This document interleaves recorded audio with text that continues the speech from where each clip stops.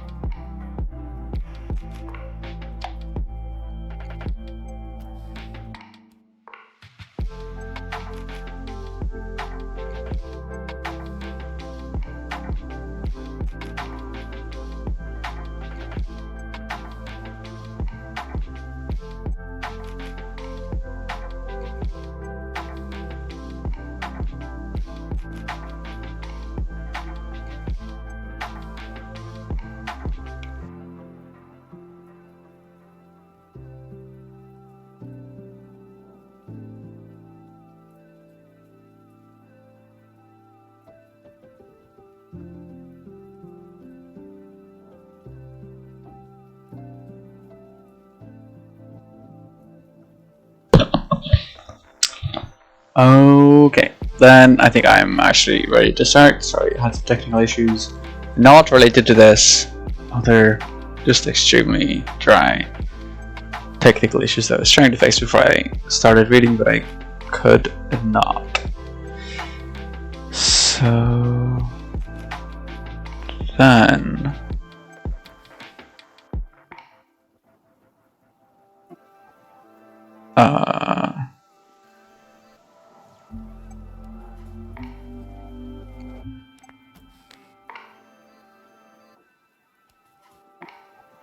we are ready to go. And we're starting off from chapter 3, still following Jonathan Harker and Dracula.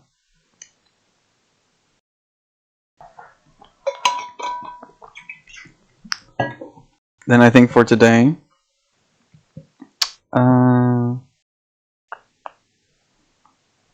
no further preamble. I will set my phone to do not disturb, and we just start. Chapter 3, Jonathan Harker's Journal, continued. When I found that I was a prisoner, a sort of wild feeling came over me. I rushed up and down the stairs, trying every door and peering out of every window I could find. But after a little, the conviction of my helplessness overpowered all other feelings. When I look back after a few hours, I think I must have been mad for the time, for I behaved much as a rat does in a trap. I am thinking, when, however, the conviction had come to me that I was helpless, I sat down quietly as I have ever done anything in my life, and began to think over what was best to be done. I am thinking still, and as yet have come to no definite conclusion. Of one thing only am I certain, that it is no use making my ideas known to the Count. He knows well that I am imprisoned, and as he has done it himself, and has doubtless his own motives for it, he would only deceive me if I trusted him fully with the facts. So far as I can see, my only plan will be to keep my knowledge and my fears to myself, and my eyes open. I am, I know, either being deceived like a baby by my own fears, or else I am in desperate straits, and if the latter be so, I need and shall need all my brains to get through. I had hardly come to this conclusion when I heard the great door below shut, and knew that the Count had returned. He did not come at once into the library, so I went cautiously to my own room and found him making the bed. This was odd, but only confirmed what I had all along thought, that there were no servants in the house. When later I saw him through the chink of the hinges of the door, laying the table in the dining room, I was assured of it, for if he does himself all these menial offices, surely it is proof that there is no one else to do them. This gave me a fright, for if there is no one else in the castle, it must have been the Count himself who was the driver of the coach that brought me here. This is a terrible thought, for if so, what does it mean that he could control the wolves, as he did, by only holding up his hand in silence? How was it that all the people at Bistritz and on the coach had some terrible fear for me? What meant the giving of the crucifix, of the garlic, of the wild rose, of the mountain ash? Bless that good woman who hung the crucifix around my neck, for it is a comfort and a strength to me whenever I touch it. It is odd that the thing which I have been taught to regard with this favour and as idolatrous should, in a time of loneliness and trouble, be of help. Is it that there is something in the essence of the thing itself, or that it is a medium, a tangible help, in conveying memories of sympathy and comfort? Some time, if it may be, I must examine this matter and try to make up my mind about it. In the meantime, I must find out all I can about Count Dracula, as it may help me to understand. Tonight he may talk of himself if I turn the conversation that way. I must be very careful, however, not to awake his suspicion. Midnight. I have had a long talk with the Count. I asked him a few questions on Transylvania history, and he warmed up to the subject wonderfully. In his speaking of things and people, and especially of battles, he spoke as if he had been present at them all.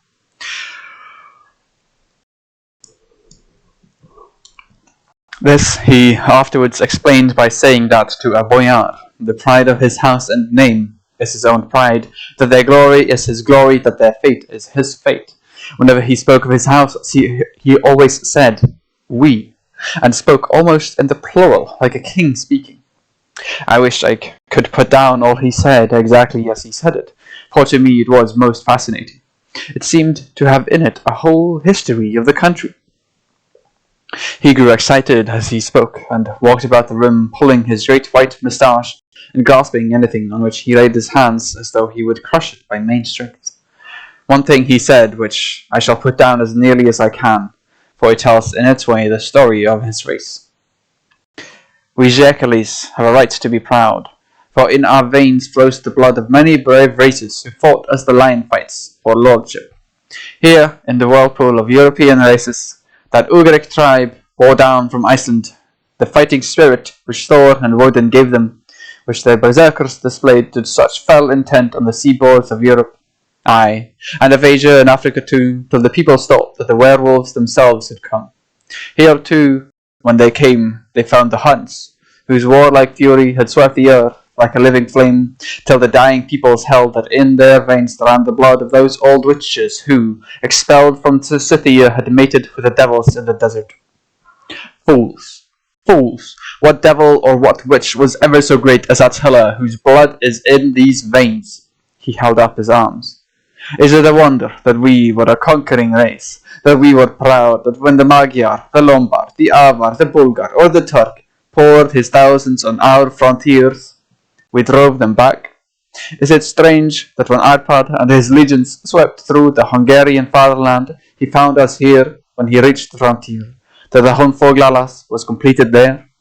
And when the Hungarian flood swept eastward, the Szekalis were claimed as kindred by the victorious Magyars, and to us for centuries was trusted the guarding of the frontier of Turkeyland. Aye, and more than that, endless duty of the frontier guard, for, as the Turks say, water sleeps and enemy is sleepless. Who more gladly than we throughout the four nations received the bloody sword, or at its warlike call flocked quicker to the standard of the king? When was redeemed that great shame of my nation, the shame of Kosovo, when the flags of the Wallach and the Magyar went down beneath the crescent? Who was it but one of my own race who as voivode crossed the Danube and beat the Turk on his own ground? This was a Dracula indeed. What was it that his own unworthy brother, when he had fallen, sold his people to the Turk, and brought the shame of slavery on them? Was it not this Dracula, indeed, who inspired that other of his race, who in a later age again and again brought his forces over the great river into Turkey land, who, when he was beaten back, came again and again and again, though he had to come alone from the bloody field where his troops were being slaughtered, since he knew that he alone could ultimately triumph? They said that he thought only of himself. Bah! What good are peasants without a leader? Where ends the war without a brain and heart to conduct it? Again, when after the battle of the Mohawks, we threw off the Hungarian yoke, we of the Dracula blood were amongst the readers, for our spirit would not brook that we were not free. Ah, young sir, the Jacquelies and the Draculas, their heart's blood, their brains, and their swords, can boast a record that mushroom growths like the Habsburgs and the Romanovs can never reach. The warlike days are over. Blood is too precious a thing in these days of dishonourable peace, and the glories of the great races are as a tale that is told. It was by this time close on morning, and we went to bed. Mem. This diary seems horribly like the beginning of the Arabian Nights, for everything has to break off at cockcrow, or like the ghost of Hamlet's father.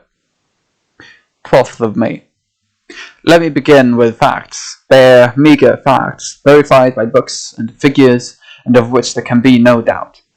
I must not confuse them with experiences which will have to rest on my own observation or my memory of them.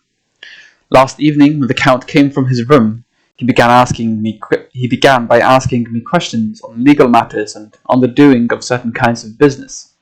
I had spent the day wearily over books, and, simply to keep my mind occupied, went over some of the matters I had been examining at Lincoln's Inn. There was a certain method in the Count's inquiries, so I shall try to put them down in sequence. The knowledge may somehow or sometime be useful to me. First, he asked if a man in England might have 2 solicitors or more. I told him he might have a dozen if he wished, but that it would not be wise to have more than one solicitor engaged in one transaction, as only one could act at a time, and that to change would be certain to militate against his interest.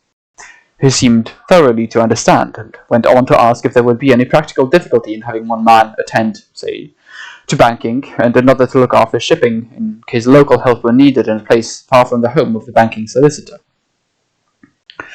I asked him to explain more fully, so that I might not by any chance mislead him, so he said, I shall illustrate. Your friend and mine, Mr. Peter Hawkins, from under the shadow of your beautiful cathedral at Exeter, which is far from London, buys for me, through your good self, my place at London. Good. Now here, let me say frankly, lest you should think it strange that I have sought the services of one so far off from London, instead of someone resident there, that my motive was that no local interest might be served, save my wish only, and as one of London residents might, perhaps, have some purpose of himself or friend to serve, I went thus afield to seek my agent, whose labour should be only to meet my interest. Now suppose I, who have much of affairs, wish to ship goods, say, to Newcastle, or Durham, or Harwich, or Dover, might it not be that it could with more ease be done by consigning to one in these ports? I answered that certainly it would be most easy, but that we solicitors had a system of agency one for the other, so that local work could be done locally on instruction from any solicitor, so that the client, simply placing himself in the hands of one man, could have his wishes carried out by him without further trouble. But, said he, I could be at liberty to direct myself. Is it not so? Of course, I replied, and such is often done by men of business, who do not like the whole of their affairs to be known by any one person. Good, he said, and then went on to ask about the means of making consignments, and the forms to be gone through, and of all sorts of difficulties which might arise, that by forethought could be guarded against. I explained all these things to him, to the best of my ability, and he certainly left me under the impression that he would have made a wonderful solicitor, for there was nothing that he did not think of or foresee. For a man who was never in the country, and who did not evidently do much in the way of business, his knowledge and acumen were wonderful. When he had satisfied himself on these points of which he had spoken, and I had verified all as well as I could by the books available, he suddenly stood up and said, "Have you written since your first letter to our friend Mr. Peter Hawkins, or to any other?" It was with some bitterness in my heart that I answered that I had not, that as yet I had not seen any opportunity of sending letters to anybody. "Then write now, my young friend," he said, laying a heavy hand on my shoulder. "Write to our friend and to any other, and say, if it will please you, that you shall stay with me until a month from now." "Do you wish me to stay so long?" I asked, for my heart grew cold at the thought. "I desire it much. Nay, I will take no refusal. When your master, employer, what you will, engaged that someone should come on his behalf, it was understood that my needs only were to be consulted. I have not stinted, is it not so?" What could I do but bow acceptance? It was Mr. Hawkins' interest, not mine, and I had to think of him, not myself. And besides, while Count Dracula was speaking, there was that in his eyes and in his bearing which made me remember that I was a prisoner, and that if I wished it, I could have no choice. The Count saw his victory in my bow and his mastery in the trouble of my face, for he began at once to use them, but in his own smooth, resistless way. "I pray you, my good young friend, that you will not discourse of things other than business in your letters. It will doubtless please your friends to know that you are well, and that you look forward to getting home to them. Is it not so?" As he spoke, he handed me 3 sheets of notepaper and 3 envelopes. They were all of the thinnest foreign post, and looking at them, then at him, and noticing his quiet smile with the sharp canine teeth lying over the red underlip, I understood as well as if he had spoken that I should be careful what I wrote, for he would be able to read it. So I determined to write only formal notes now, but to write fully to Mr. Hawkins in secret, and also to Minna, for to her I could write in shorthand, which would puzzle the Count if he did see it. When I had written my 2 letters, I sat quiet, reading a book, whilst the Count wrote several notes, referring, as he wrote them, to some books on his table. Then he took up my 2 and placed them with his own and put by his writing materials, after which, the instant the door had closed behind him, I leaned over and looked at the letters, which were face down on the table. I felt no compunction in doing so, for under the circumstances I felt that I should protect myself in every way I could. One of the letters was directed to Samuel F. Bellington, No. 7, The Crescent, Whitby, another to Herr Leutner, Varna, the third was to Kotz and Company, London, and the fourth to Herren Klopstock and Bildreich, bankers, in Budapest. The second and fourth were unsealed. I was just about to look at them when I saw the door handle move. I sank back in my seat, having just had the time to replace the letters as they had been, and to resume my book before the Count, holding still another letter in his hand, entered the room. He took up the letters on the table and stamped them carefully, and then turning to me said, "I trust you will forgive me, but I have much work to do in private this evening. You will, I hope, find all things as you wish." At the door he turned, and after a moment's pause said, "Let me advise you, my dear young friend, nay, let me warn you with all seriousness, that should you leave these rooms, you will not by any chance go to sleep in any other part of the castle. It is old and has many memories, and there are bad dreams for those who sleep unwisely. Be warned. Should sleep now or ever overcome you, or be like to do, then haste to your own chamber or to these rooms, for your rest will then be safe. But if you do not be careful in this respect, then—" He finished his speech in a gruesome way, for he motioned with his hands as if he were washing them. I quite understood. My only doubt was as to whether any dream could be more terrible than the unnatural, horrible net of gloom and mystery which seemed closing around me. Later.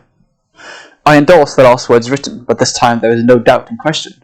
I shall not fear to sleep in any place where he is not. I have placed the crucifix over the head of my bed. I imagine that my rest is thus freer from dreams, and there it shall remain. When he left me, I went to my room. After a little while, not hearing any sound, I came out and went up the stone stair to where I could look out towards the south. There was some sense of freedom in the vast expanse, inaccessible though it was to me, as compared with the narrow darkness of the courtyard. Looking out on this, I felt that I was indeed in prison, and I seemed to want a breath of fresh air, though it were of the night. I am beginning to feel this nocturnal existence tell on. It is destroying my nerve. I start at my own shadow and am full of all sorts of horrible imaginings. God knows that there is ground for my terrible fear in this accursed place. I look out over the beautiful expanse, bathed in soft yellow moonlight, till it was almost as light as day. In the soft light, the distant hills became melted, and the shadows in the valleys and gorges of velvety blackness. The mere beauty seemed to cheer me. There was peace and comfort in every breath I drew. As I leaned from the window, my eye was caught by something moving a story below me, and somewhat to my left, where I imagined, from the order of the rooms, that the windows of the Count's own room would look out. The window at which I stood was tall and deep, stone mullioned, and the weather-worn was still complete. But it was evidently many a day since the case had been there. I drew back behind the stonework and looked carefully out. What I saw was the Count's head coming out from the window. I did not see the face, but I knew the man by the neck and the movement of his back and arms. In any case, I could not mistake the hands which I had had so many opportunities of studying. I was at first interested and somewhat amused, for it is wonderful how small a matter will interest and amuse a man when he is a prisoner. But my very feelings changed to repulsion when I saw the whole man slowly emerge from the window and begin to crawl down the castle wall over that dreadful abyss, facing down with his cloak spreading out around him like great wings. At first I could not believe my eyes. I thought it was some trick of the moonlight, some weird effect of shadow, but I kept looking and it could be no delusion. I saw the fingers and toes grasp the corners of the stones, worn clear of the mortar by the stress of years, and by thus using every projection and inequality, move downwards with considerable speed, just as a lizard moves along a wall. What manner of man is this? What manner of creature is it in the semblance of man? I feel the dread of this horrible place overpowering me. I am in fear, in awful fear, and there is no escape for me. I am encompassed about with terrors that I dare not think of. 15th May. Once more have I seen the Count go out in his lizard fashion. He moved downwards in a sidelong way, some 100 feet down, and a good deal to the left.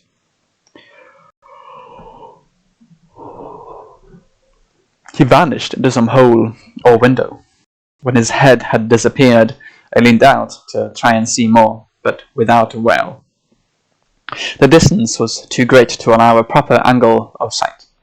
I knew he had left the castle now, and thought to use the opportunity to explore more than I had dared to do as yet. I went back to the hall where I had entered originally. I found I could pull back the bolts easily enough and unhook the great chains. But the door was locked, and the key was gone. That key must be in the Count's room. I must watch, should his door be unlocked, so that I may get it and escape.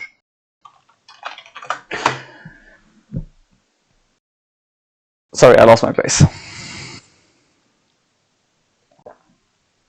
I went on to make a thorough examination of the various stairs and passages, and to try the doors that opened from them.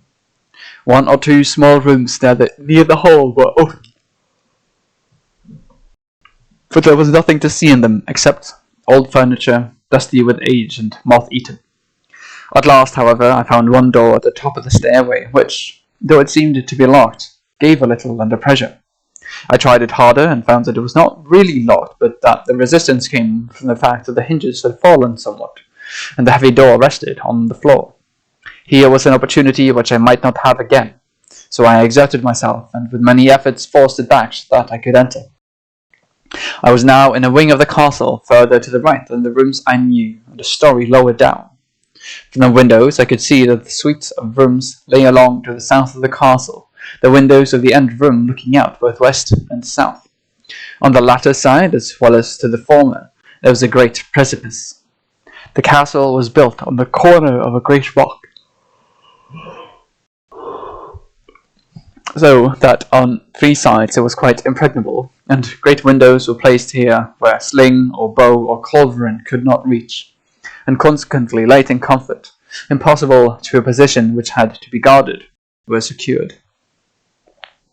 To the west was a great valley, and then, rising far away, great jagged mountain fastnesses, rising peak on peak, the sheer rock studded with mountain ash and thorn, whose roots clung in cracks and crevices and crannies of the stone.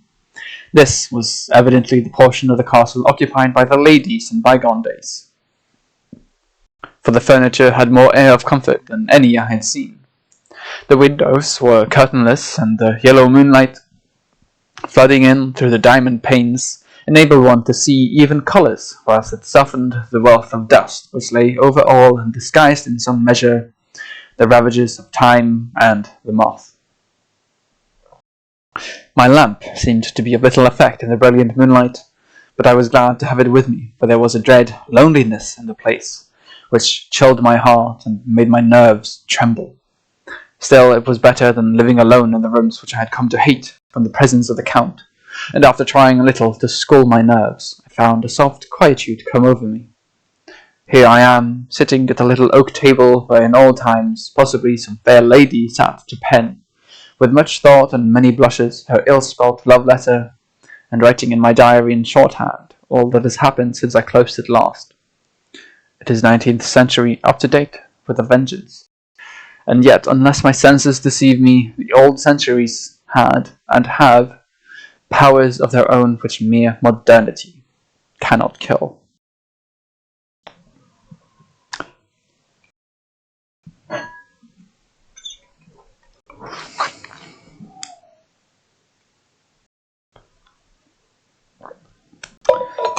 Later, the morning of May 16th. God preserve my sanity, for to this I am reduced. Safety and the assurance of safety are things of the past. Whilst I live on here, there is but one thing to hope for, that I may not go mad, if indeed I be not mad already. If I be sane, then surely it is maddening to think that of all the foul things that lurk in this hateful place, the Count is the least dreadful to me, that to him alone I can look for safety, even though this be only whilst I can serve his purpose. Great God! Merciful God, let me be calm, for out of that way lies madness indeed. I began to get new lights on certain things which have puzzled me. Up to now I never quite knew what Shakespeare meant when he made Hamlet say, "My tablets! Quick, my tablets! 'Tis meet that I put it down," etc. For now, feeling as though my own brain were unhinged, or as if the shock had come which must end in its undoing, I turned to my diary for repose. The habit of entering accurately must help to soothe me.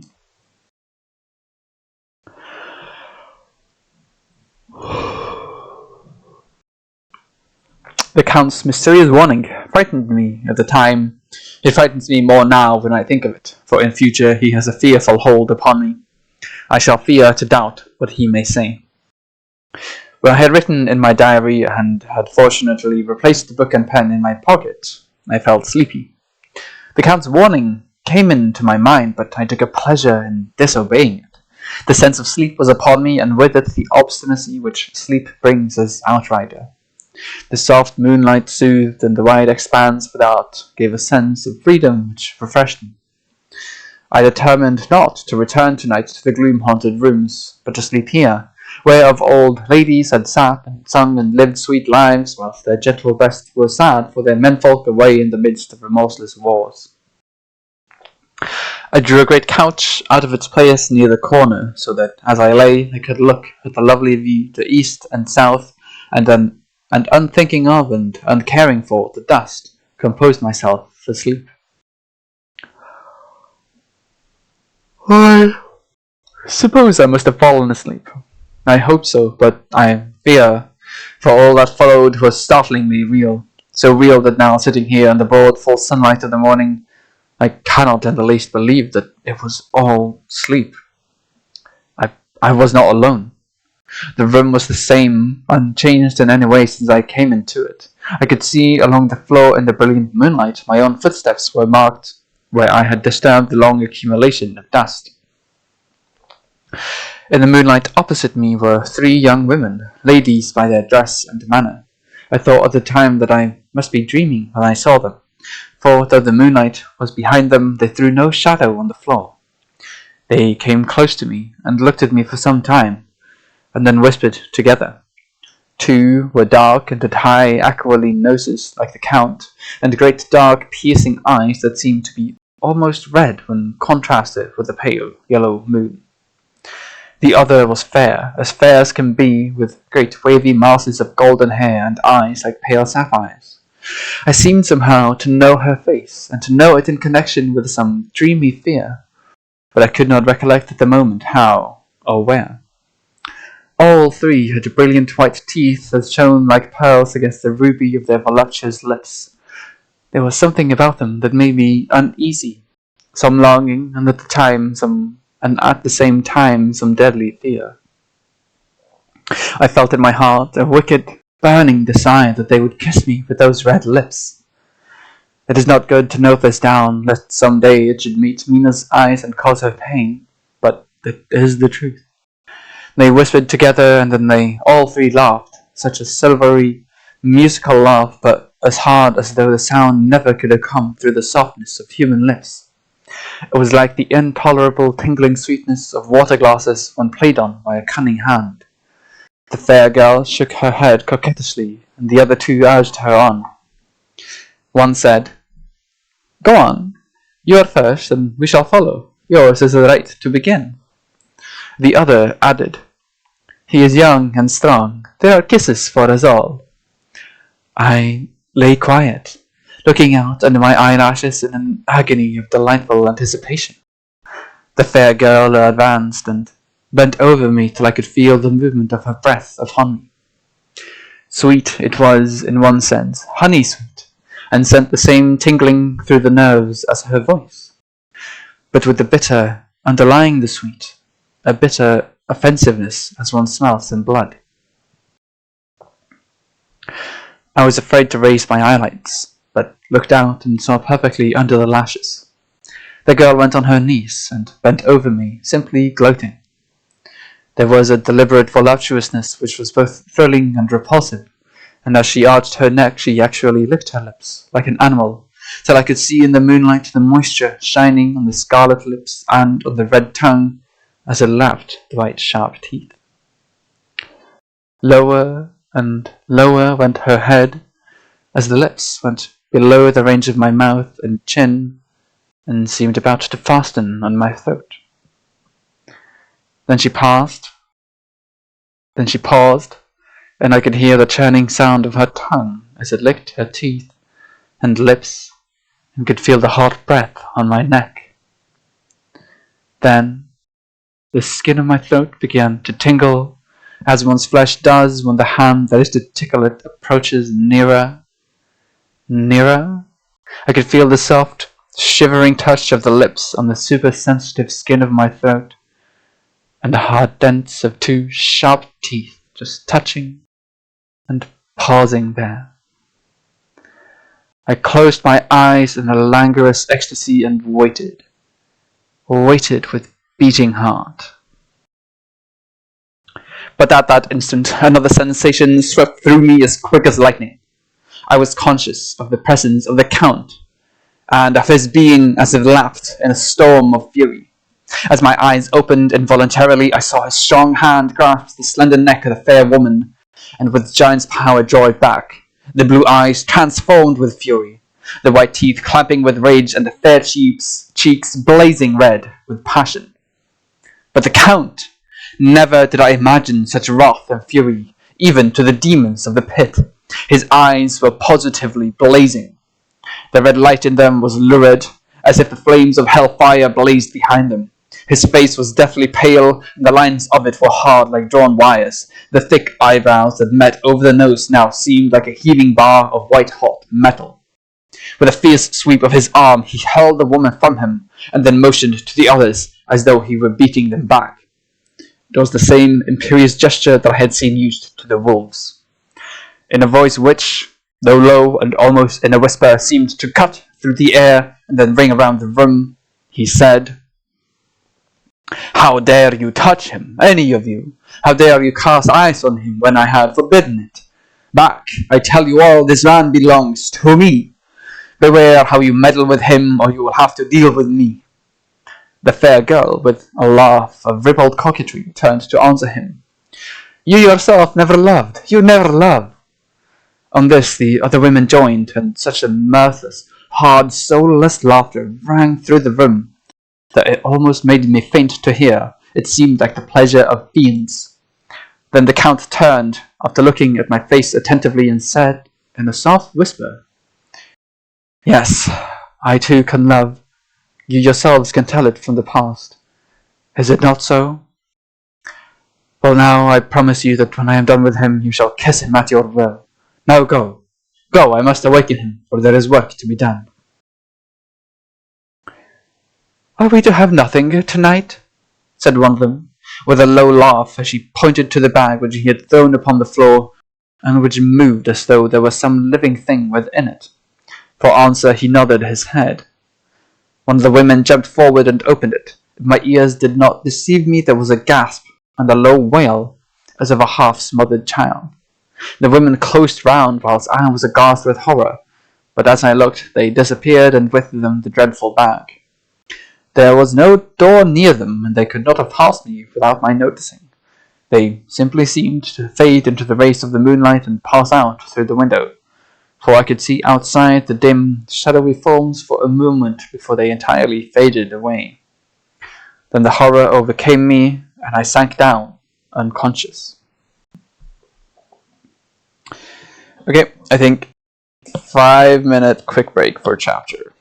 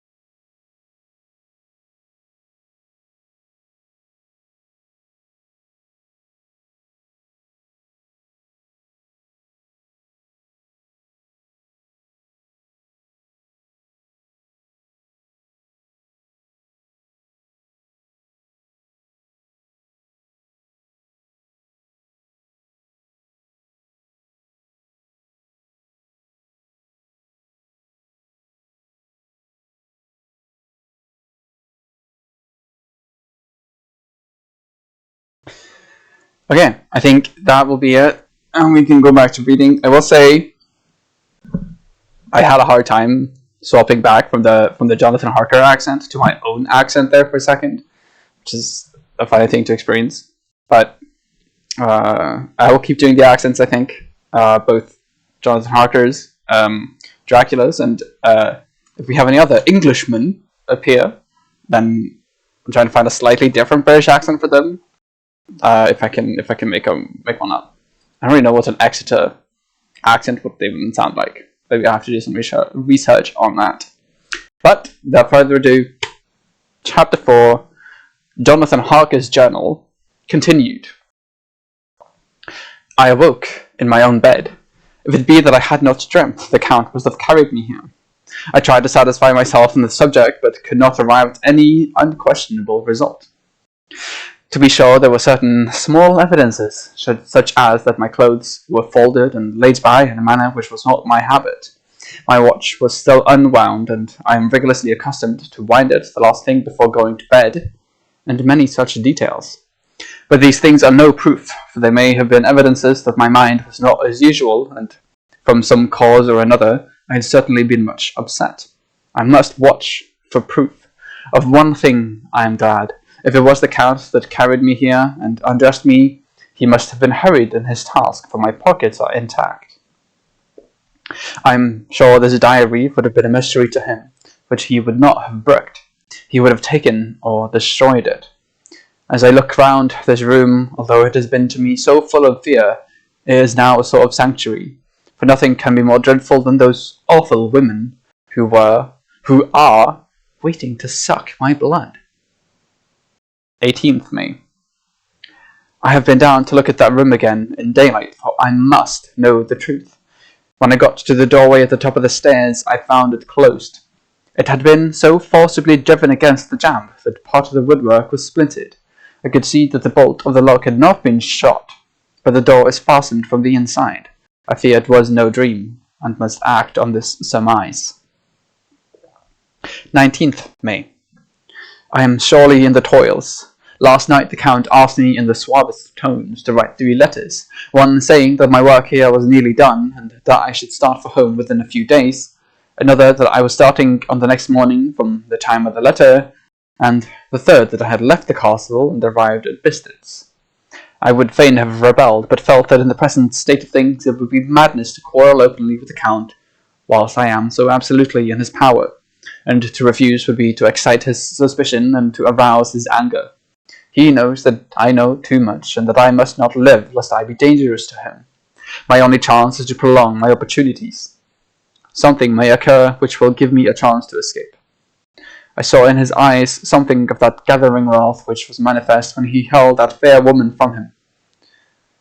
He explained to me that posts were few and uncertain, and that my writing now would ensure ease of mind to my friends, and he assured me with so much impressiveness that he would countermand the later letters, which would be held over at Bistritz until due time, in case chance would admit of my prolonging my stay.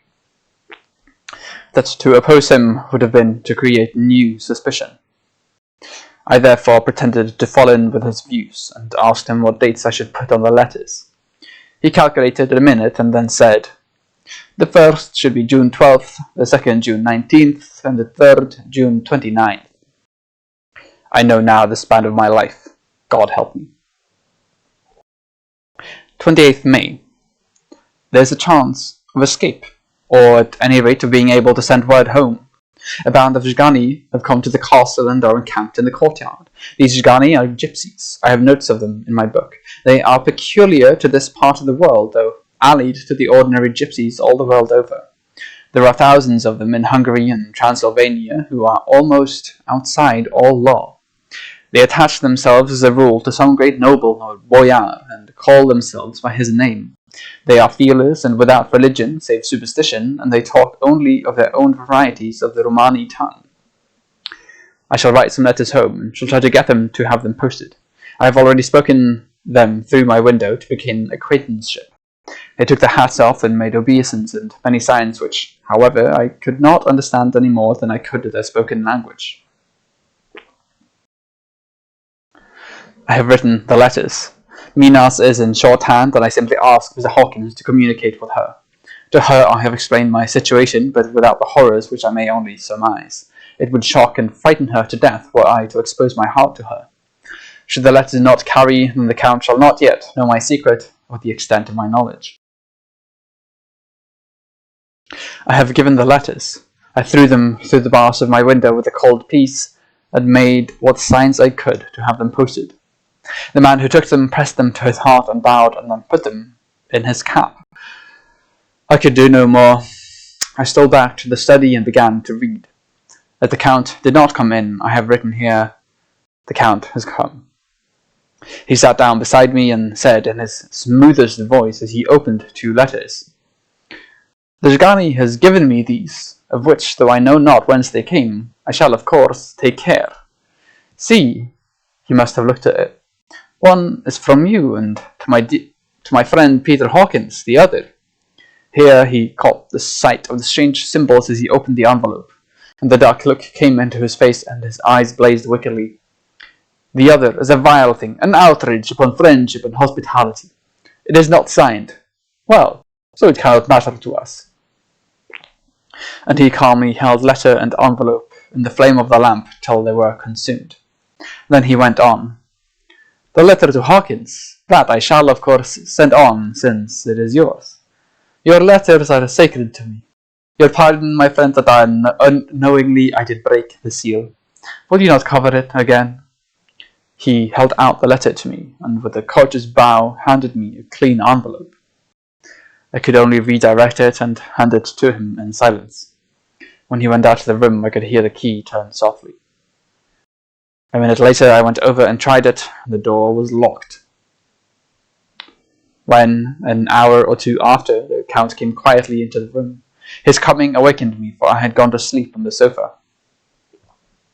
He was very courteous and very cheery in his manner, and seeing that I had been sleeping, he said, "So, my friend, you are tired? Get to bed. There is the surest rest. I may not have the pleasure to talk tonight, since there are many labours to me, but you will sleep, I pray." I passed to my room and went to bed and, strange to say, slept without dreaming. Despair has its own calms. May 31st. This morning when I woke, I thought I would provide myself with some paper and envelopes from my bag and keep them in my pocket, so that I might write in case I should get an opportunity. But again a surprise, again a shock. Every scrap of paper was gone, and with it all my notes, my memoranda relating to railways and travel, my letter of credit, in fact all that might be useful to me, for I was outside the castle. I sat and pondered a while, and then some thought occurred to me, and I made search of my portmanteau and in the wardrobe where I had placed my clothes. The suit in which I had travelled was gone, and also my overcoat and rug. I could find no trace of them anywhere. This looked like some new scheme of villainy. June 17th. This morning, as I was sitting on the edge of my bed cudgelling my brains, I heard, without the cracking of whips and pounding and scraping of horses' feet, up the rocky path.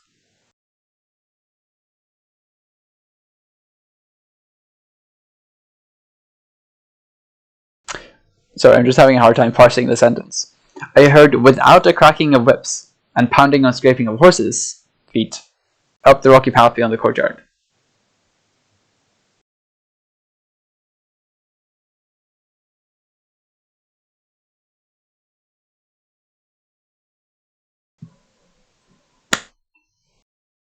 He heard something. Let's move on.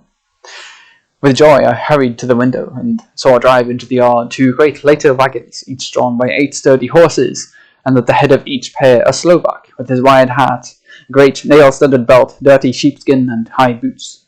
They had also their long staves in hand. I ran to the door, intending to descend and try and join them through the main hall, as I thought that way might be open for them. Again a shock. My door was fastened on the outside. Then I ran to the window and cried to them. They looked up at me stupidly and pointed, but just then the hetman of the Zhgani came out, and seeing them pointing to my window, said something, at which they laughed. Henceforth, no effort of mine, no piteous cry or agonized entreaty would make them even look at me. They resolutely turned away. The lighter wagons contained great square boxes, with handles of thick rope. These were evidently empty by the ease with which the Slovaks handled them, and by their resonance, as they were roughly moved. When they were all unloaded and packed in a great heap in one corner of the yard, the Slovaks were given some money by the Zgani, and spitting on it for luck, lazily went each to his horse's head. Shortly afterwards, I heard the cracking of their whips die away in the distance.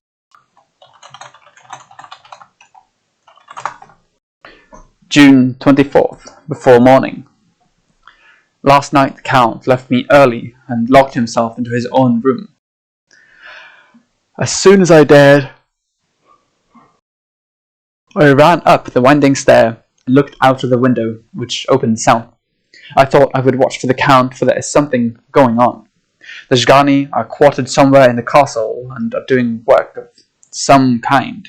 I know it, for now and then I hear a far-away muffled sound as of mattock and spade, and, whatever it is, it must be the end of some ruthless villainy. I had been at the window somewhat less than half an hour, when I saw something coming out of the Count's window. I drew back and watched carefully and saw the whole man emerge. It was a new shock to me to find that he had on the suit of clothes which I had worn whilst travelling here, and slung over his shoulder the terrible bag which I had seen the women take away. There could be no doubt as to his quest, and in my garb too. This, then, is his new scheme of evil, that he will allow others to see me, as they think, so that he may both leave evidence I have been seen in the towns or villages posting my own letters, and that any wickedness which he may do shall by the local people be attributed to me. It makes me rage to think that this can go on, and whilst I am shut up here, a veritable prisoner, but without that protection of the law which is even a criminal's right and consolation, I thought I would watch for the Count's return, and for a long time sat doggedly at the window. Then I began to notice that there were some quaint little specks floating in the rays of the moonlight. They were like the tiniest grains of dust, and they whirled round and gathered in clusters in a nebulous sort of way.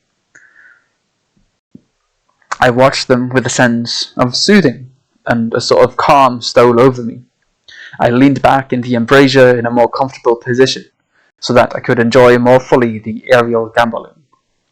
Something made me start up, a low, piteous howling of dogs somewhere far below in the valley, which was hidden from my sight. Louder it seemed to ring in my ears, and the floating motes of dust to take new shapes to the sound as they danced in the moonlight. I felt myself struggling to awake to some call of my instincts. Nay, my very soul was struggling, and my half-remembered sensibilities were striving to answer the call. I was becoming hypnotized. Quicker and quicker danced the dust. The moonbeams seemed to quiver as they went by me into the mass of gloom beyond. More and more they gathered till they seemed to take dim, phantom shapes. And then I started, broad awake and in full possession of my senses, and ran screaming from the place. The phantom shapes, which were becoming gradually materialized from the moonbeams, were those of the 3 ghostly women to whom I was doomed. I fled, and felt somewhat safer in my own room, where there was no moonlight, and where the lamp was burning brightly. When a couple of hours had passed, I heard something stirring in the Count's room, something like a sharp wail quickly suppressed, and then there was silence, deep, awful silence which chilled me.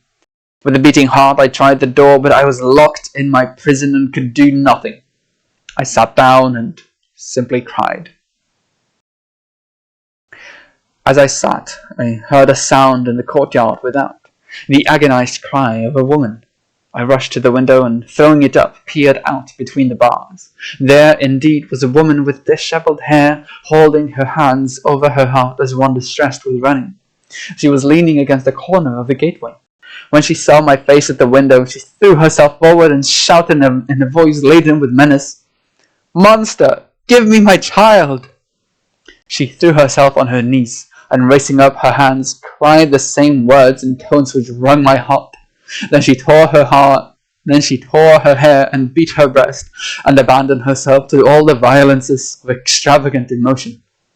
Finally, she threw herself forward, and though I could not see her, I could hear the beating of her naked hands against the door.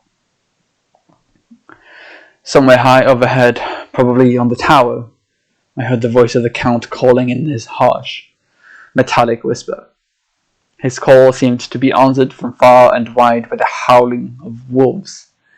Before many minutes had passed, a pack of them poured, like a pent-up dam unliberated, through the wide entrance into the courtyard.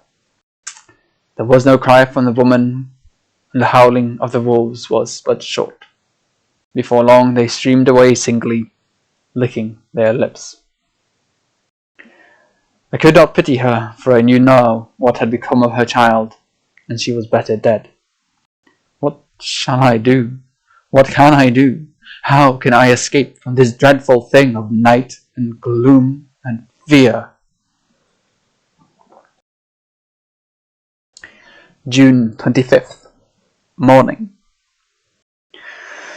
No man knows, till he has suffered from the night, how sweet and how dear to his heart and eye the morning can be. When the sun grew so high this morning that it struck the top of the great gateway opposite my window, the high spot which it touched seemed to me as if the dove from the ark had lighted there. My fear fell from me as if it had been a vaporous garment which dissolved in the warmth. I must take action of some sort whilst the courage of the day is upon me. Last night one of my post-dated letters went to post, the first of that fatal series which is to blot out the very traces of my existence from the earth. Let me not think of it. Action! It has always been at night time that I have been molested or threatened, or in some way in danger or in fear. I have not yet seen the Count in the daylight. Can it be that he sleeps when others wake, that he may be awake whilst they sleep? If I could only get into his room! But there is no possible way. The door is always locked, no way for me. Yes, there is a way if one dares to take it. Where his body has gone, why may not another body go? I have seen him myself crawl from his window. Why should not I imitate him and go in by his window? The chances are desperate, but my need is more desperate still. I shall risk it. At the worst it can only be death, and a man's death is not a calf's, and the dreaded hereafter may still be open to me. God help me in my task. Goodbye, Mina. If I fail, goodbye, my faithful friend and second father. Goodbye, all and last of all, Mina. Same day. Later. I have made the effort, and God helping me have come safely back to this room. I must put down every detail in order. I went, whilst my courage was fresh, straight to the window on the south side, and at once got outside on the narrow ledge of stone which runs around the building on this side. The stones are big and roughly cut, and the mortar has by process of time been washed away between them. I took off my boots and ventured out on the desperate way. I looked down once, so as to make sure that a sudden glimpse of the awful death would not overcome me, but after that kept my eyes away from it. I knew pretty well the direction and distance of the Count's window, and made for it as well as I could, having regard to the opportunities available. I did not feel dizzy. I suppose I was too excited, and the time seemed ridiculously short, so I found myself standing on the windowsill and trying to raise up the sash. I was filled with agitation, however, when I bent down and slid feet foremost in through the window. Then I looked around for the Count, but with surprise and gladness made the discovery. The room was empty. It was barely furnished with odd things which seemed to have never been used. The furniture was something the same style as that in the south rooms, and was covered with dust. I looked for the key, but it was not in the look, and I could not find it anywhere. The only thing I found was a great heap of gold in one corner. Gold of all kinds, Roman and British and Austrian and Hungarian and Greek and Turkish money, covered with a film of dust as though it had lain long in the ground. None of it that I noticed was less than 300 years old. There were also chains and ornaments, some jeweled, but all of them old and stained. At one corner of the room was a heavy door. I tried it, for since I could not find the key of the room or the key of the outer door, which was the main object of my search, I must make further examination, or all my efforts would be in vain. It was open and led through a stone passage to a circular stairway which went steeply down. I descended, minding carefully where I went, for the stairs were dark, being only lit by loopholes in the heavy masonry. At the bottom there was a dark, tunnel-like passage through which came a deathly, sickly odour, the odour of old earth newly turned. As I went through the passage, the smell grew closer and heavier. At last I pulled upon a heavy door which stood ajar, and found myself in an old, ruined chapel which had evidently been used as a graveyard. The roof was broken, and in 2 places were steps leading to vaults, but the ground had recently been dug over and the earth placed in great wooden boxes, manifestly those which had been brought by the Slovaks. There was no body about, and I made search for any further outlet, but there was none. Then I went over every inch of the ground so as not to lose a chance. I went down even into the vaults where the dim light struggled, although to do so was a dread to my very soul. Into 2 of these I went, but saw nothing except fragments of old coffins and piles of dust. In the 3rd, however, I made a discovery. There, in one of the great boxes, of which there were 50 in all, on a pile of newly dug earth, lay the Count.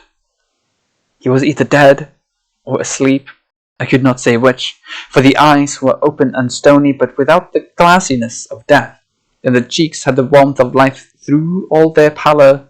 The lips were as red as ever, but there was no sign of movement, no pulse, no breath, no beating of the heart. I bent over him and tried to find any sign of life, but in vain. He could not have lain there long, for the earthy smell would have passed away in a few hours. By the side of the box was its cover, pierced with holes here and there. I thought he might have the keys on him, but when I went to search I saw the dead eyes, and in them, dead though they were, such a look of hate, though unconscious of me or of my presence, that I fled from the place, and leaving the Count's room by the window, crawled again up the castle wall. Regaining my room, I threw myself panting upon the bed, and tried to think.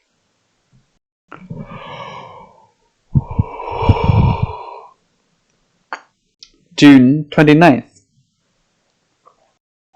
Today is the date of my last letter, and the Count has taken steps to prove that it was genuine, for again I saw him leave the castle by the same window, and in my clothes. As he went down the wall lizard fashion, I wished I had a gun or some lethal weapon, that I might destroy him, but I fear that no weapon wrought alone by man's hand would have any effect on him. I dared not wait to see him return, for I feared to see those weird sisters. I came back to the library and read there till I fell asleep.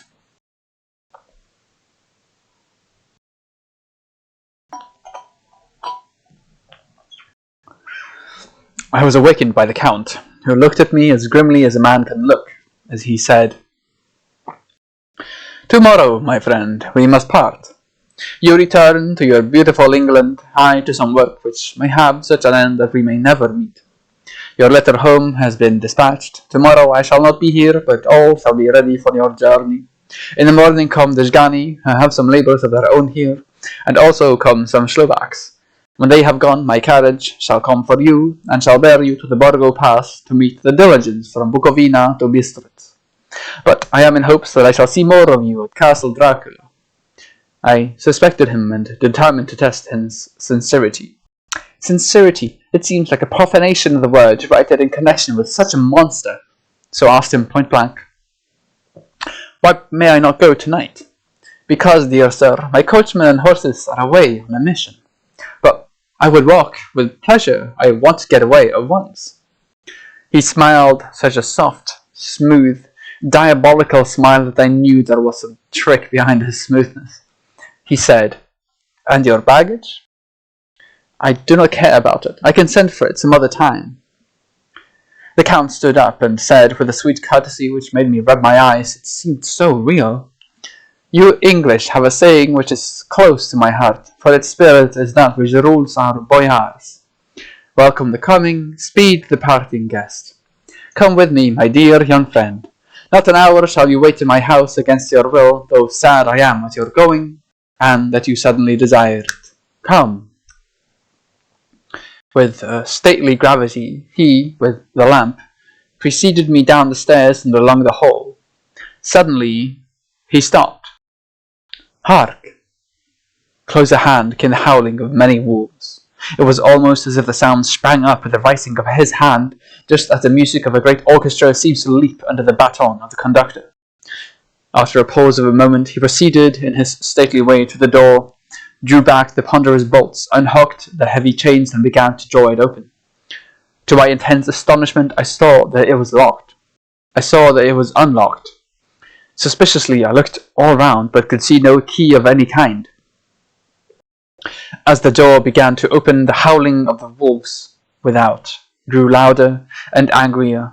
Their red jaws with champing teeth and their blunt-clawed feet as they leapt came in through the opening door.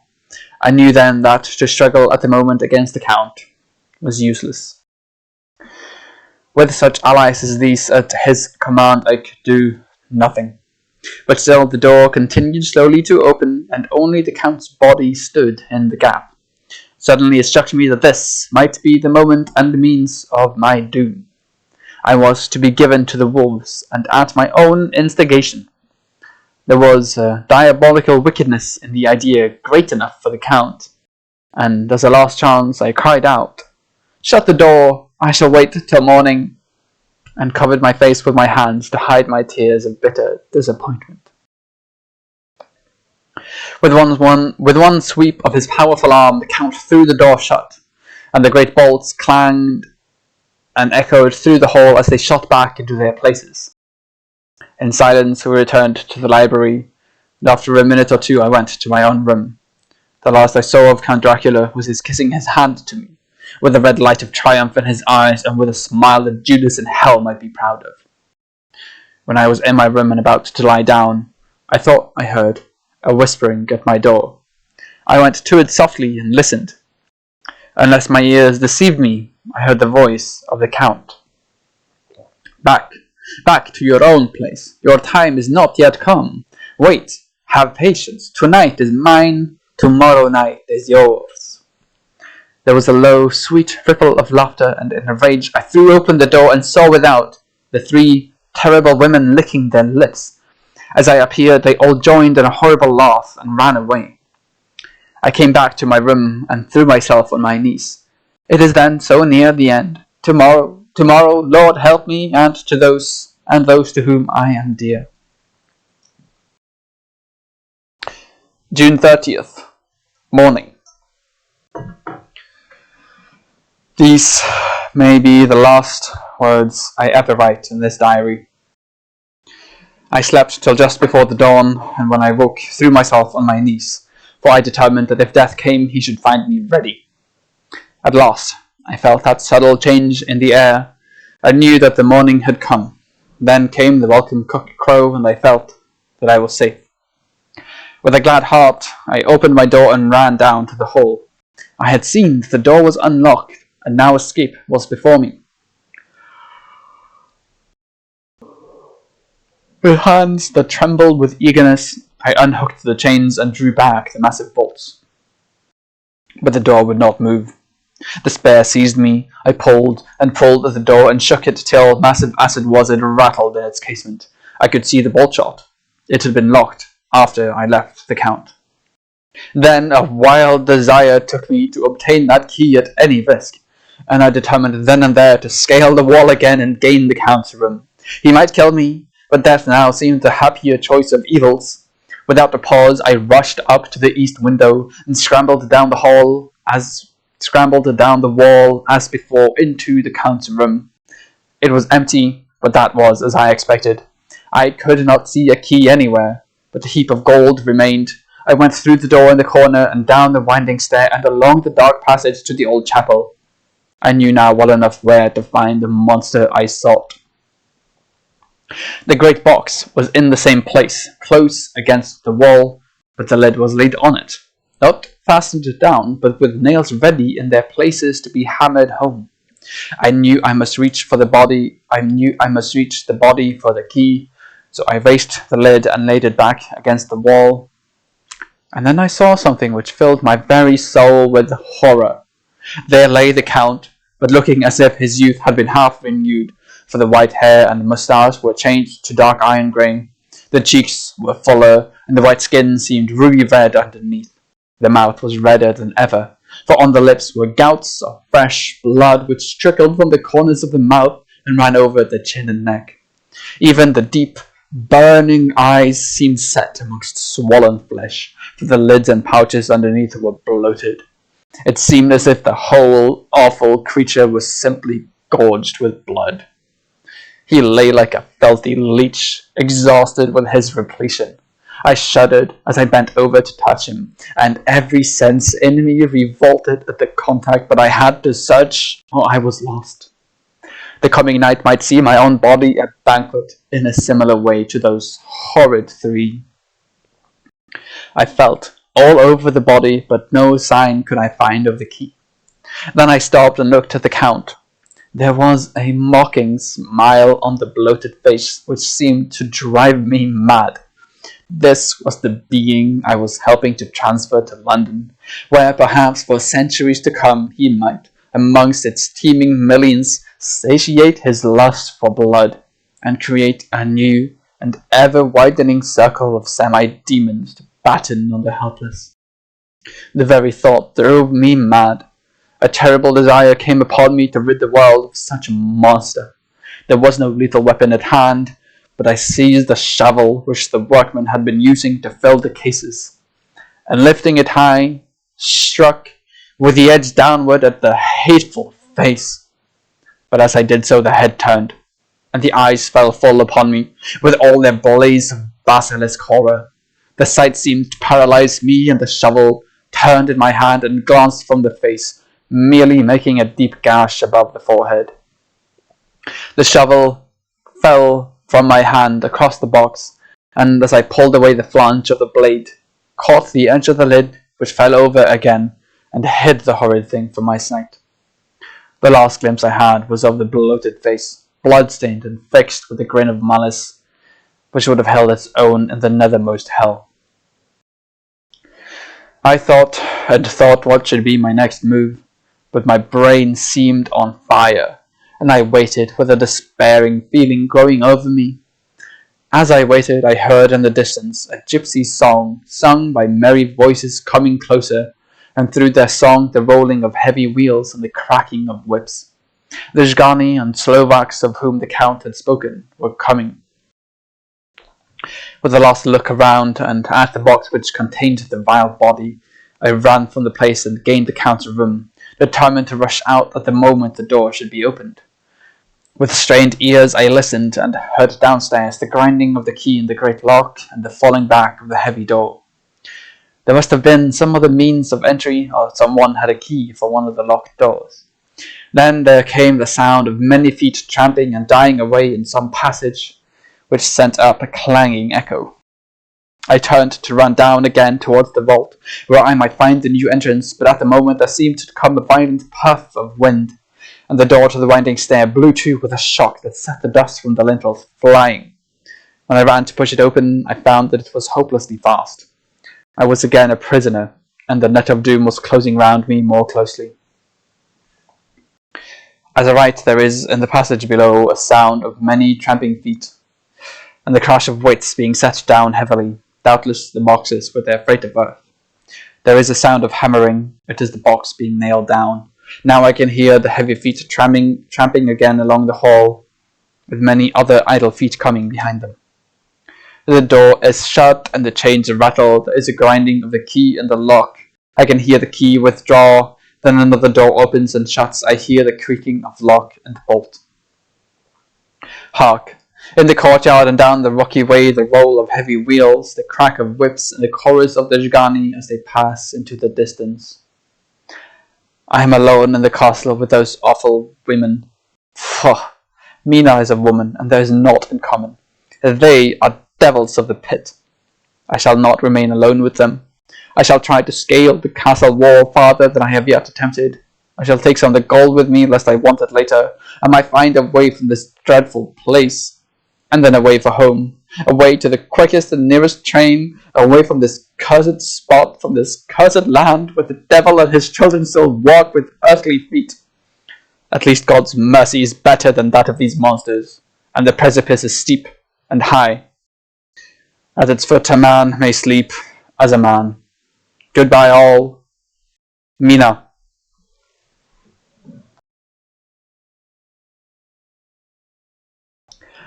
And I think that might be where we end today, unless okay, chapter 5 is very short. Let's do chapter 5 as well.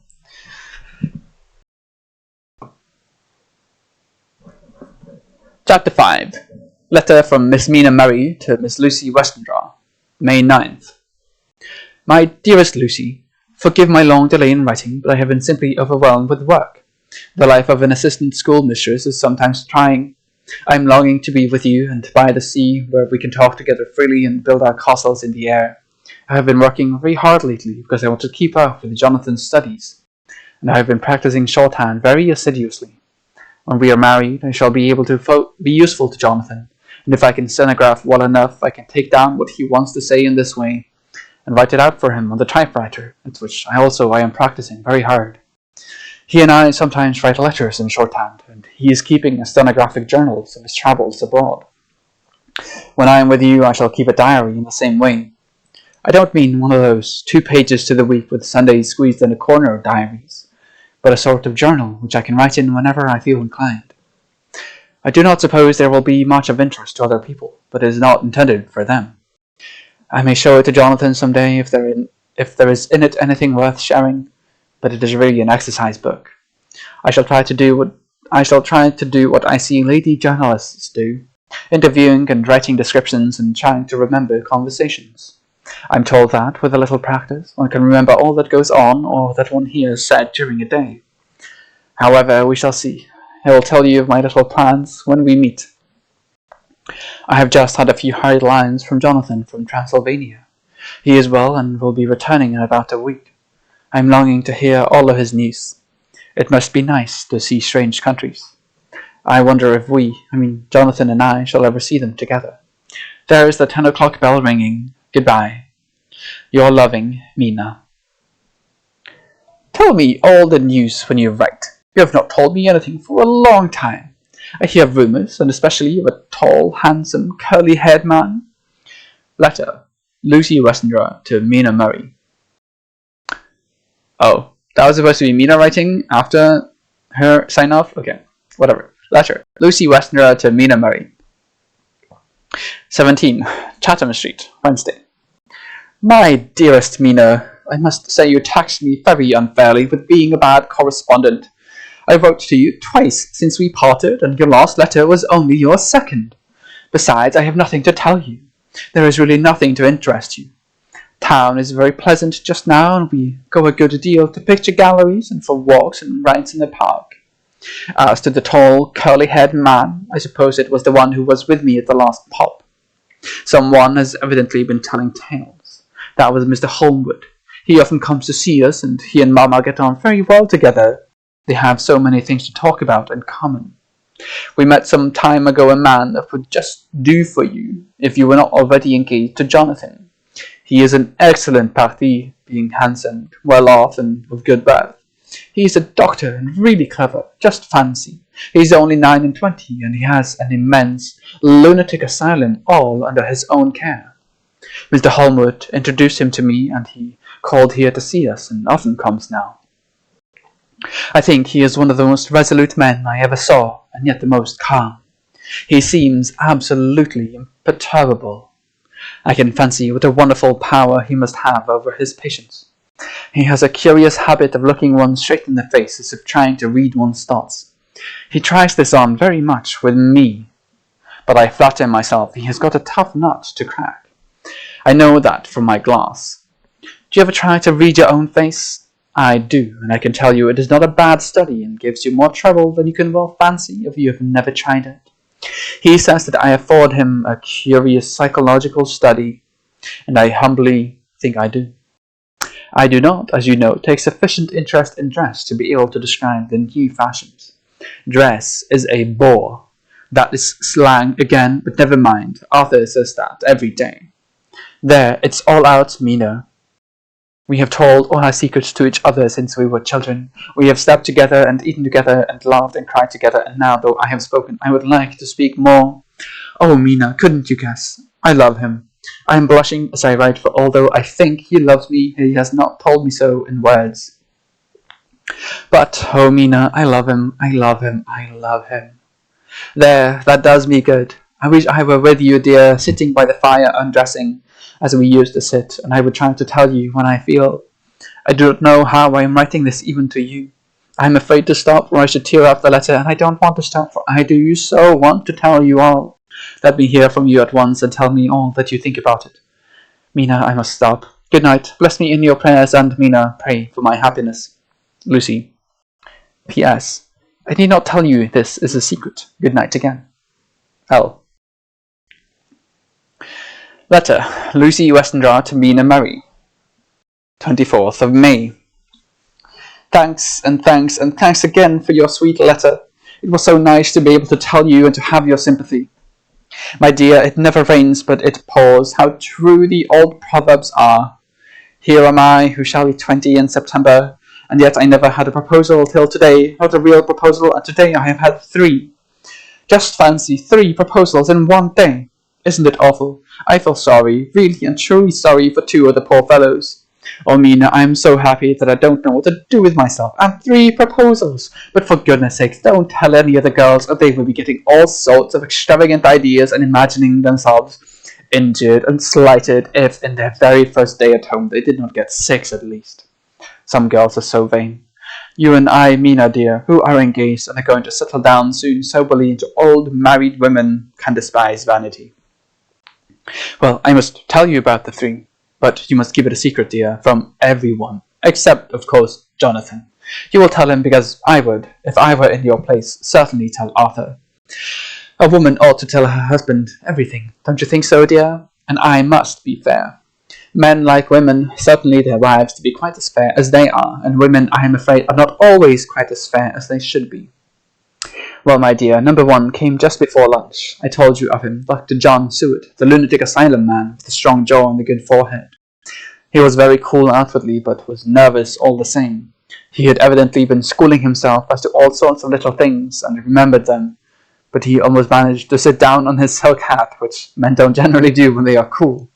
And then, when he wanted to appear at ease, he kept playing with a lancet in a way that made me nearly scream. He spoke to me, Mina, very straightforwardly. He told me how dear I was to him, though he had known me so little, and what his life would be with me to help and cheer him.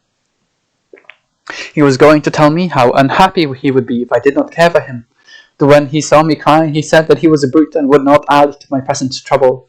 Then he broke off and asked if I could love him in time, and when I shook my head, his hands trembled, and then with some hesitation he asked me if I cared already for anyone else. He put it very nicely, saying that he did not want to wring my confidence from me, but only to know, because if a woman's heart was free, a man might have hope. And then, Mina, I felt a sort of duty to tell him that there was someone. I only told him that much, and then he stood up, and he looked very strong and very grave as he took both my hands in his and said he hoped I would be happy, and that if I ever wanted a friend, I must count him one of my best. Oh, Mina dear, I can't help crying, and you must excuse this letter being all blotted. Being proposed to is all very nice and all that sort of thing, but it isn't at all a happy thing when you have to see a poor fellow whom you know loves you honestly going away and looking all broken-hearted, and to know that, no matter what he may say at the moment, you are passing quite out of his life. My dear, I must stop here at present. I feel so miserable, though I am so happy. Evening. Arthur has just gone, and I feel in better spirits than when I left off, so I can go on telling you about the day. Well, my dear, number 2 came after lunch. He is such a nice fellow, an American from Texas, and he looks so young and so fresh that it seems almost impossible that he has been to so many places and had such adventures. I sympathize with poor Desdemona when she had such a dangerous stream poured in her ear, even by a black man. I suppose that we women are such cowards that we think a man will save us from fears, and we marry him. I know now that what I would do if I were a man and wanted to make a girl love me.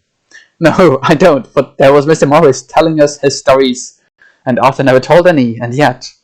My dear, I am somewhat previous. Mr. Quincy P. Morris found me alone. It seems that a man always does find a girl alone. No, he doesn't, for Arthur tried twice to make a chance, and I helping him all I could. I am not ashamed to say it now. I must tell you beforehand that Mr. Morris doesn't always speak slang. That is to say, he never does so to strangers or before them, for he is really well educated and has exquisite manners. But he found out that it amused me to hear him talk American slang. And whenever I was present, and there was no one to be shocked, he said such funny things. I am afraid, my dear, he has to invent it all, for it fits exactly into whatever else he has to say. But this is the way slang has. I do not know myself if I shall ever speak slang. I do not know if Arthur likes it, as I have never heard him use any as yet. Well, Mr. Morris sat down beside me and looked as happy and jolly as he could, but I could see all the same that he was very nervous. He took my hand in his and said ever so sweetly, Miss Lucy, I know I ain't good enough to regulate the fixings of your little shoes, but I guess if you wait till you find a man that is, you will go to join them 7 young women with the lamps when you quit. Won't you just hitch up alongside of me and let's go down the long road together, driving in double harness? Well, he did look so good-humoured and so jolly that it didn't seem half so hard to refuse him as it did poor Dr. Seward. So I said, as lightly as I could, that I didn't know anything of hitching, and that I wasn't broke into harness at all yet. Then he said that had he spoken in a light manner, and he hoped that if he had made a mistake in doing so, on so grave, so momentous an occasion for him, I would forgive him. He really did look serious when he was saying it, and I couldn't help feeling a bit serious too. I know, Mina, you will think me a horrid flirt, though I couldn't help feeling a sort of exultation that he was number 2 in one day. And then, my dear, before I could say a word, he began pouring out the perfect torrent of love-making, laying his very heart and soul at my feet. He looked so earnest over it that I shall never again think that a man must be playful always, and never earnest because he is merry at times. I suppose he saw something in my face which checked him, for he suddenly stopped, and said with a sort of manly fervour that I could have loved him for if I had been free. Lucy, you're an honest-hearted girl, I know. I should not be here speaking to you as I am now if I did not believe you clean grit, right through to the very depths of your soul. Tell me, like one good fellow to another, is there anyone else that you care for? And if there is, I'll never trouble you a hair's breadth again, but will be, if you will let me, a very faithful friend. My dear Mina, why are men so noble when we women are so little worthy of them? Here was I almost making fun of this great-hearted, true gentleman. I burst into tears. I am afraid, my dear, you will think this a very sloppy letter, in more ways than one, and I really felt very badly. Why can't I let a girl marry 3 men, or as many as want her, and save all this trouble? But this is heresy, and I must not say it. I am so glad to say that, though I was crying, I was able to look into Mr. Morris's brave eyes, and I told him out straight. Yes, there is someone I love, though he has not told me yet that he even loves me. I was right to speak to him so frankly, for quite a light came into his face, and he put out both his hands and took mine. I think I put them into his, and said in a hearty way, That's my brave girl. It's rather worth being late for a chance of winning you than being in time for any other girl in the world. Don't cry, my dear. If it's for me, I'm a hard nut to crack, and I take it standing up. If that other feller doesn't know his happiness, well, he better look for it soon, or he'll have to deal with me. Little girl, your honesty and pluck have made me a friend, and that's rarer than a lover. It's more unselfish anyhow. My dear, I'm going to have a pretty lonely walk between this and Kingdom Come. Won't you give me one kiss, and will be something to keep off the darkness now and then? You can, you know, if you like, for that other good fella. He must be a good fella, my dear, and a fine fella, or you could not love him. Hasn't spoken yet. That quite won me, Mina, for it was brave and sweet of him, and noble too. To a rival, wasn't it? And he so sad, so I leant over and kissed him. He stood up with my 2 hands in his, and as he looked down into my face, I'm afraid I was blushing very much, he said, Little girl, I hold your hand, and you've kissed me, and if these things don't make us friends, nothing ever will. Thank you for your sweet honesty to me, and goodbye. He wrung my hand, and taking up his hat, went straight out of the room without looking back, without a tear or a quiver or a pause, and I am crying like a baby. Oh, why must a man like that be made unhappy when there are lots of girls about who would worship the very ground he trod on? I know I would if I were free, only I don't want to be free. My dear, this quite upset me, and I feel I cannot write of happiness just at once after telling you of it, and I don't wish to tell of the number 3 until it can be all happy. Ever your loving, Lucy. P.S. Oh, about number 3. I didn't tell you of number 3, need I? Besides, it was all so confused. It seemed only a moment from his coming into the room till both his arms around me and he was kissing me. I am very, very happy, and I don't know what I have done to deserve it. I must only try in the future to show that I am not ungrateful to God for all his goodness to me in sending me such a lover, such a husband, and such a friend. Goodbye. Dr. Seward's diary, kept in phonograph. May 25th. Ebb tide and appetite today. Cannot eat, cannot rest, so diary instead. Since my rebirth of yesterday, I have a sort of empty feeling. Nothing in the world seems of sufficient importance to be worth the doing. As I knew that the only cure for this sort of thing was work, I went down amongst the patients.